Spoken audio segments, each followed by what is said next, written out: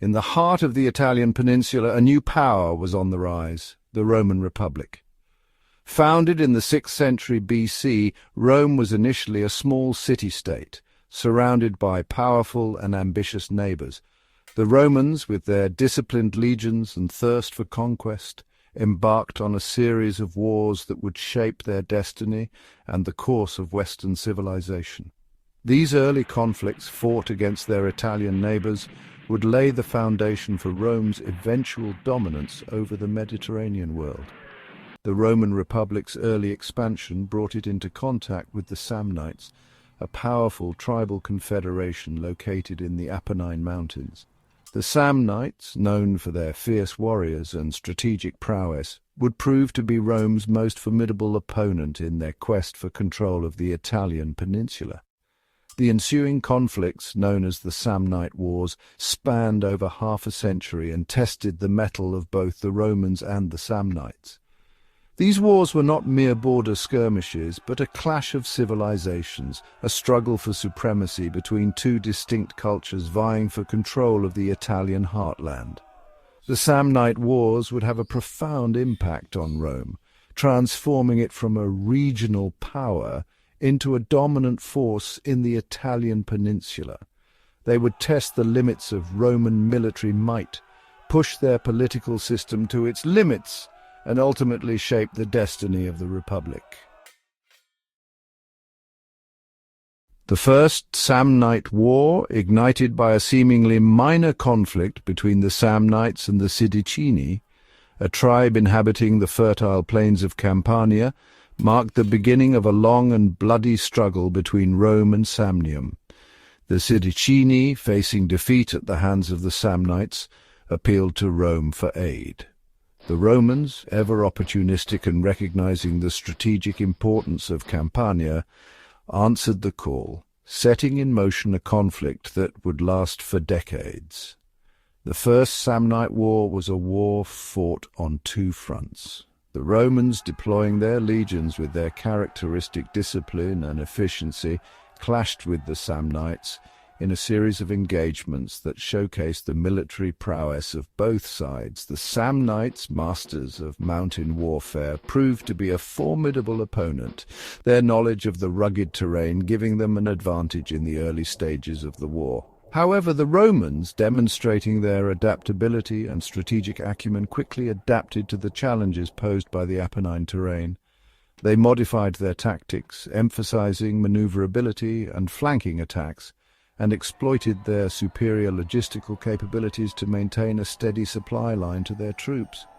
The First Samnite War, though marked by intense fighting, proved to be a relatively short conflict. The Romans, after a series of hard-fought victories, forced the Samnites to sue for peace. The Treaty of Rome, signed in 341 BC, formally ended the war, with Rome securing control over Campania, a strategic prize that gave them access to the fertile plains and a coastline along the Tyrrhenian Sea.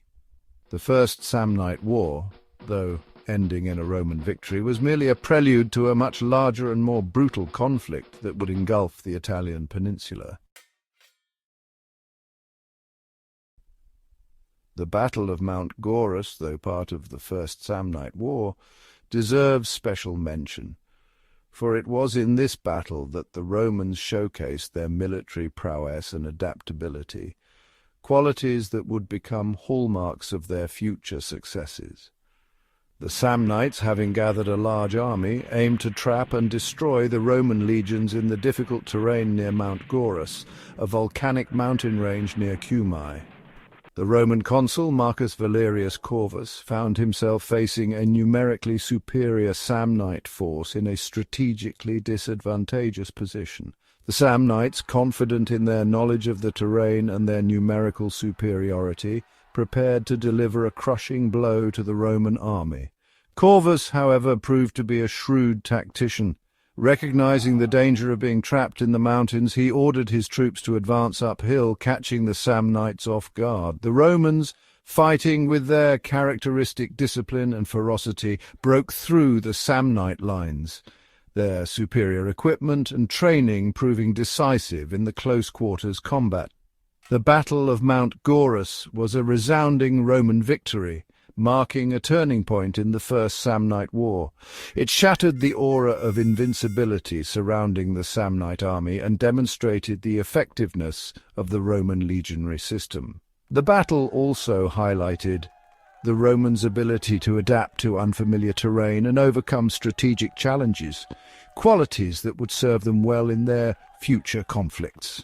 Gap 3S, the Second Samnite War, though marked by crushing defeats and moments of despair, ultimately showcased the indomitable spirit of the Roman Republic. After the humiliation at the Caudine Forks, the Romans embarked on a relentless campaign of recovery and retribution. The turning tide began with the Battle of Lautulae in 315 BC, where the Romans, under the leadership of Quintus Fabius Maximus Rullianus, managed to halt a Samnite advance, despite suffering heavy losses. This battle, though not a decisive victory, demonstrated the Romans' renewed resolve and tactical ingenuity. The decisive phase of the war came with the Battle of Bovianum in 305 BC.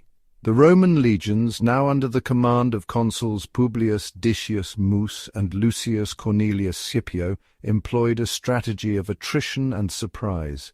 By launching a series of swift and coordinated attacks, they managed to fracture the Samnite coalition and isolate their forces. The battle saw the Romans exploiting their superior logistics and battlefield discipline, ultimately leading to a resounding victory that shattered the Samnite resistance.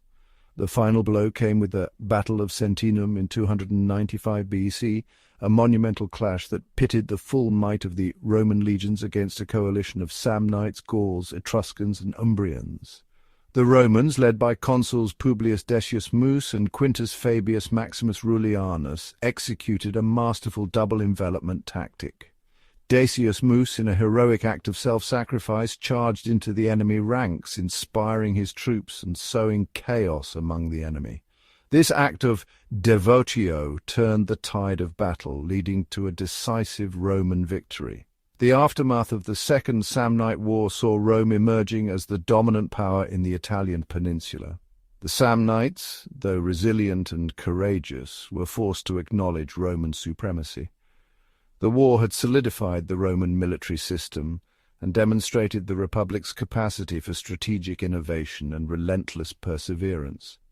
The Third Samnite War, beginning in 298 BC, was the final and most decisive conflict between Rome and the Samnites. Unlike the previous wars, this struggle was not just about territory, but about dominance and the future of the Italian peninsula.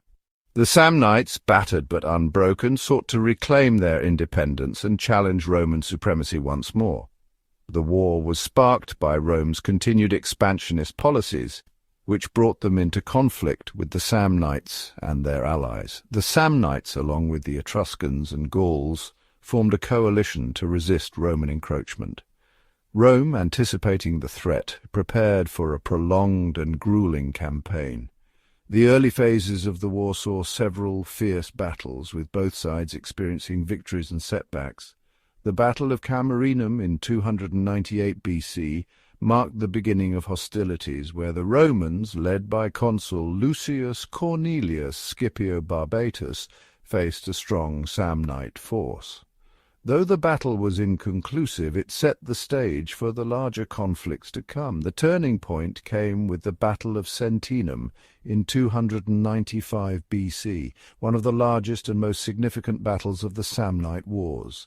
The Roman legions, commanded by consuls Publius Decius Mus and Quintus Fabius Maximus Rullianus, faced a formidable coalition of Samnites, Gauls, Etruscans, and Umbrians.